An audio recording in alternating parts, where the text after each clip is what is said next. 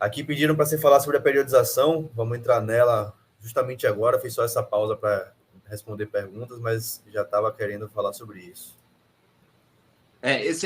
Eu entendo o interesse do pessoal querer tanto falar sobre isso, porque nos posts eu falo tanto sobre a importância dela, mas eu nunca fiz um post explicando ela, tá ligado? E é difícil explicar a periodização da maneira como eu faço, porque ela é muito em cima do que o cliente me passa nos relatórios, entendeu? Perfeito. Quando a gente fala de treinamento de performance, a gente está pensando em performance, a gente não está pensando em adaptações morfológicas, a gente está pensando em o cara bater um número X, o cara fazer uma coisa Y. Então a gente tem um planejamento que consegue ser muito mais sistematizado, pensando em blocos de semanas e etc., que é o jeito que se faz a periodização baseado nas datas de competição. Hipertrofia não. Ela é um processo crônico que não tem fim, tá ligado? Quando a gente está pensando em performance, a gente tem um ciclo competitivo no ano que tem começo, meio e fim. A hipertrofia não. Tipo, daqui 3 anos você ainda vai estar treinando pela mesma hipertrofia. É um acúmulo constante. Então, os conceitos de periodização, eles são muito básicos. A questão é aplicar isso em cima do que o cliente passa ou do que a pessoa está sentindo e ouvindo do próprio corpo. Então é necessário uma autoconsciência se o cara não tem ninguém preparando ele, tá ligado? E o corpo dá sinais. Muitas vezes você precisa de uma avaliação mais crítica sobre, por exemplo, vou dar um exemplo. O cara, hoje, rapaz, que eu não vou lembrar o nome, comentou que ele machucou a lombar dele num dia de treino com uma carga que ele já fazia, ele sempre prioriza execução muito boa e tudo mais. E daí eu levantei várias questões do porquê isso poderia ter acontecido. Numa delas era, você pode ter comido ou dormido mal nessa semana ou no dia anterior. Daí você foi para um treino que você não conseguia fazer aquela carga e mesmo assim você se forçou a fazer. Deu, cara, é verdade, aconteceu isso mesmo.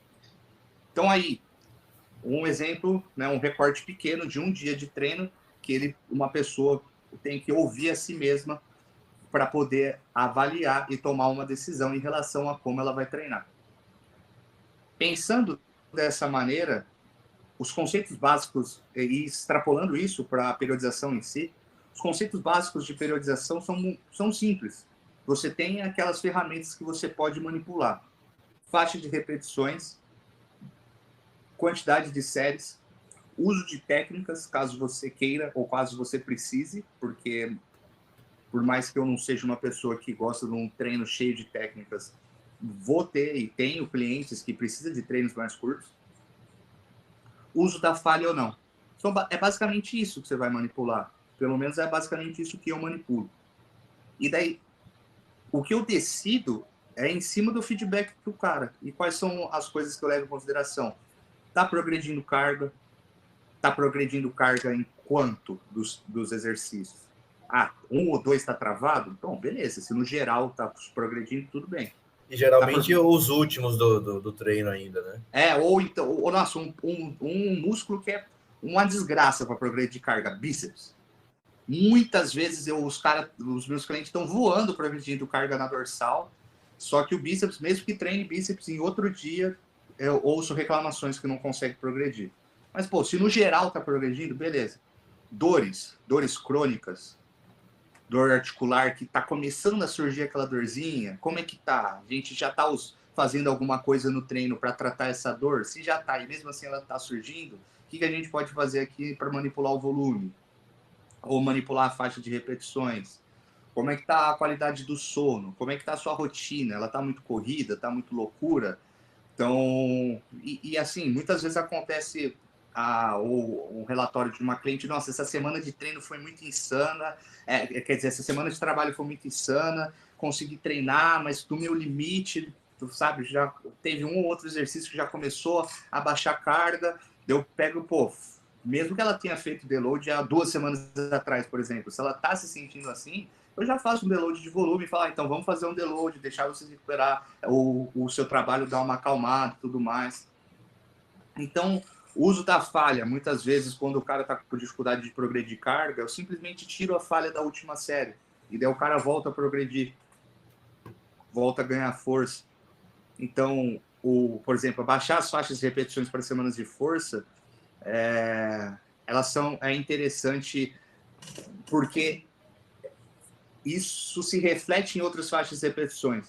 Não só no ganho de força como um todo, pensando no ganho de força em si, mas também como a familiarização dessa pessoa para uma carga mais alta.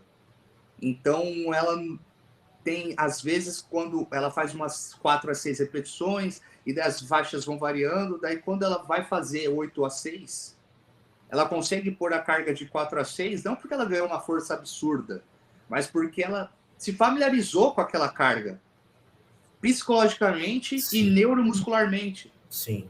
E dela consegue fazer uma carga de 4 a 6 para 8 a 6 repetições numa outra semana da periodização por causa disso, porque ela teve um momento que ela treinou com aquele peso. Então, assim, quando o pessoal me pergunta, eu imagino que eles esperam que eu explique, tá ligado? Ó, você vai fazer assim numa semana, assim na outra semana, assim nessa semana, tal. Mas não é assim que, pelo menos, eu trabalho. Eu sei que, por exemplo, o Raí, ele já organiza de uma maneira mais exata, mais sistematizada, mas ao mesmo tempo eu tenho certeza que se ele ver qualquer relato diferente de uma atleta dele, que vá na contramão do que ele esperava daquela semana, naquela periodização, ele vai alterar porque ele tem essa experiência, porque o cara é um puta treinador. Sim. Entendeu? Então é mais ou menos dessa maneira que eu encaro a periodização e acaba sendo conhecimento e feeling. Eu acho que você pode criar uma base do que seria uma ordem interessante para se fazer. Por exemplo, vamos começar com um volume um pouco mais baixo, focando um pouco mais ali na melhora da execução, aprender sobre aquele treino novo, se acostumar. Daqui a pouco a gente aumenta um pouquinho do volume. Daqui a pouco vamos botar uma fase de mais força para a gente quebrar um platô ou evitar alcançar um platô. Daqui a pouco, e aí dá uma baixadinha no volume. Daqui a pouco, beleza, passamos algumas semanas aqui, vamos voltar para aquela intensidade um pouquinho mais baixa, porém ainda uma intensidade boa, e vamos agora botar um pouquinho mais de volume. Só que aí depende muito da pessoa, como ela está. E aí, dentro disso, entra o feeling.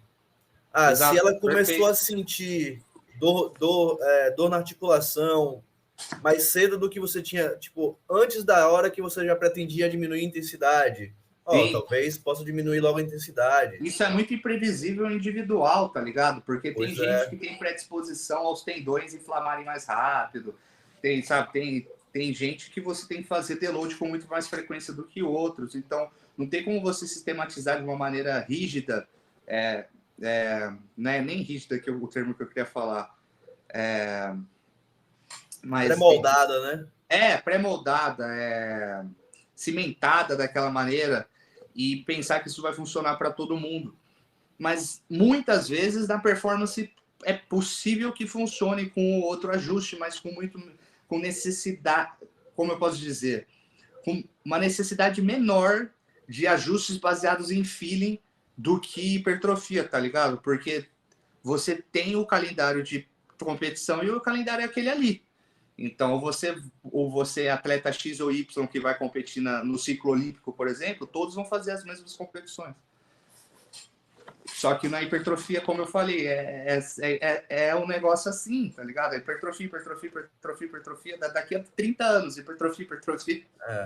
No máximo, quando é um atleta que vai competir ali no fisiculturismo, você tem uma ideia de quando é que ele vai começar a perder força por causa da dieta. Sim. E aí você pode entrar com estratégia ali para priorizar o ganho de força. Então, mas no final das contas, a comunicação acaba sendo a melhor coisa. Exato, você pode ter uma ideia de como vai acontecer, mas muitas vezes isso vai mudar ao longo dos feedbacks. Então, se o cara começa... pode falar. Só para fazer um resumo para o pessoal, né? Basicamente, você vai poder mexer em séries, quantidade de séries. Você não precisa estar subindo essa quantidade de séries sempre, porque... E você diminuir essa quantidade de séries por uma necessidade de você ajudar a pessoa a progredir carga, porque Às vezes você está subindo, pá, chegou, sei lá, 5 séries por exercício, daí começou a travar a progressão de carga dessa pessoa ou carga diminuir, você volta para 3 séries, parece que, tipo, eu tô diminuindo o resultado dessa pessoa, porque se trata de progredir. Mas não, porque você tá pensando no longo prazo, tá ligado? Então você volta para 3 séries, daí você pode mexer na faixa de repetições, abaixar essa faixa ou diminuir, baseado no que você precisa de familiarizar essa pessoa com mais peso ou não, fazer uma semana de força, ou dar um alívio para as articulações, porque ela começou a sentir uma dorzinha. Então, muitas vezes, tipo, se ela começou a sentir uma dorzinha, você não precisa fazer um deload, sabe, de despencar o volume de treino. Você pode só subir a faixa de repetições. Então, a pessoa está fazendo 8 a 6, você sobe para 12 a 10, pronto, você está numa faixa de repetição ainda bem bacana para hipertrofia, mas já dá um respiro, tá ligado? Para a articulação dela. Uso de falha, uso de técnicas, a necessidade de aumentar a densidade de treino, de você otimizar a sua progressão de volume. Então, por exemplo, cluster eu gosto muito, porque você consegue substituir uma série de cluster, uma série convencional por uma série de cluster, que você faz muito mais repetições com aquela carga do que você faria se fizesse uma série normal. Então, você faz 4 blocos de 4, são 16 repetições. Você usa uma carga de 8 a 10, você fez 16 repetições com uma carga que você faria quase tipo, metade do que você conseguiu fazer, só que você faria 8 numa só. Daí você divide em clusters. E você pode usar o cluster sim, de infinitas maneiras. Você pode fazer o treino inteiro em cluster, você pode usar 2 séries de cluster, 2 séries normais, você pode colocar cluster no final de todos os exercícios, porque é simplesmente particionar a série, não é nada demais, não é nada absurdo. Né? Eu até tenho um post sobre isso, dando sugestões, tipo, mostrando de maneira lúdica como o cluster você consegue usar do jeito que você quiser. Cluster é muito bom, né? Cluster é muito bom. Então, é basicamente esse o resumo. Acaba ficando até resumido demais, né? Pensando num negócio que é tão complexo e tão importante, mas não tem muito o que fazer, tá ligado? Um dos motivos, tipo, eu penso num dia fazer um curso, um e-book que fala sobre isso e daí tentar realmente tirar da minha cabeça todas as coisinhas que eu levo em consideração para fazer o ajuste, colocar relatos, estudos de caso e tudo mais. Mas Ilustrar mesmo, né? Como é que você agiria? Qual é o sim, pensamento por trás e como é que você agiria? Porque o pensamento por trás é a gente sempre querer manter a pessoa progredindo ao máximo, só que aí começam a entrar as variáveis, que é uma possível lesão, que é o tempo que a pessoa tem, que sim, é estagnação na progressão de cargas, que é o teto de volume dessa pessoa, perda de rendimento. Então, no final das contas, a gente está sempre tentando fazer com que a pessoa esteja progredindo o volume load, principalmente através do ganho de força, porque, como a gente já falou aqui, tem um teto de volume máximo, não adianta você ficar aumentando a quantidade de repetições infinitamente. Só que aí entram todos os percalços que vão atrapalhar esse processo. Então, é preciso realmente você ter um feeling bom do que fazer com cada situação para que você consiga periodizar da melhor forma possível. Mas se a gente for falar a grosso modo para uma pessoa que não tem como contratar um coach, pense que menos repetições você ganha menos força, mais repetições você ganha, menos repetições você ganha mais força, perdão. Mais repetições você ganha menos força. Com mais séries você consegue aumentar o volume load de uma forma mais rápida. Porém, seu corpo não tolera usar muitas séries durante muito tempo. Então, você vai fazendo esse jogo em que você pode passar um tempo ali usando uma certa quantidade de séries que acaba sendo alta, mas daqui a pouco você vai ter que dar uma reduzida e focar na progressão de carga, porque a progressão de carga, sim, é o que vai fazer você sempre evoluir a longo prazo. sim. Então, é ficar brincando com essas variáveis aí, e é difícil a gente chegar aqui e falar, não, é assim e acabou, Exato, porque exato. não funciona desse jeito, né? É o que você falou que eu ia falar, estava aqui na minha cabeça. Muitas vezes você sacrifica a progressão do volume load agora, então você diminui ele pensando só no número ali no final da equação, para lá na frente, quando essa pessoa estiver fazendo essa mesma quantidade de séries, essa mesma quantidade de repetições na semana, tá fazendo um volume load maior do que estava agora, tá ligado? Sim. E outra observação importante, né?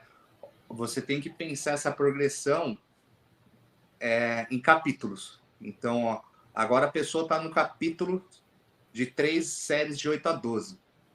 Se ela passa, se você aumenta para 4 séries de 8 a 12, ali naquele episódio ali, você progrediu. Mas você tem que pensar no longo prazo. Daqui 6 meses, quando ela estiver fazendo 3 de 8 a 12 e quando ela estiver fazendo 4, 8 a 12. São coisas diferentes. Assim como 12 a 15. Assim como 8 a 6. Então, o seu objetivo, claro, naquele espaço menor de tempo, você quer progredir o volume. Mas você tem que pensar quando ela vai estar fazendo um volume maior com essa quantidade de séries e repetições, e essa quantidade de séries e repetições, e essa quantidade de séries e repetições em separado, lá na frente. Sim. Então, é muito fácil, assim, simplesmente você subir as séries, igual você falou, é um jeito rápido de subir o volume. Só que, como você falou, tem um teto, como a gente falou aqui. Sim. Então, você tem que pensar dessa maneira. Eu tenho que trabalhar de tal forma que, quando ela estiver fazendo essa quantidade de séries e essas quantidades de repetições, lá na frente ela esteja fazendo volume load maior do que agora. E como é que você faz isso? Com a progressão de peso. Porque é a única outra variável que está subindo o tempo todo. Daí, claro, tem aquele questionamento, né? Não, mas você não consegue subir o tempo. Se fosse assim, a gente ia estar levantando toneladas. Pô, a questão é que a progressão de carga ela é muito mais gradual do que as pessoas acham que é. 1%, 5% do peso já é uma boa progressão. Quanto mais peso você levanta em absoluto, em comparação ao seu peso corporal, menor vai ser o percentual que você vai conseguir progredir pensando em uma progressão em longo prazo. Então, porque, claro, a estrutura que está levantando aquele peso, que está estabilizando aquele movimento, é o nosso corpo. O nosso peso corporal influencia. A gente vê isso pelas questões de categorias de peso no powerlifting e no LPO. Então, o percentual vai ser pequeno. E quando, de fato, você chegou num ponto onde aquela pessoa não está conseguindo mais progredir de carga de nenhum jeito, e assim, eu consigo deixar cliente 6 meses, 8 meses no mesmo treino, a gente troca o treino. Porque daí você vai... Por quê? Por que é tão simples assim? Porque, apesar de tudo isso que a gente está falando, o peso continua sendo um meio e não um fim. Sim.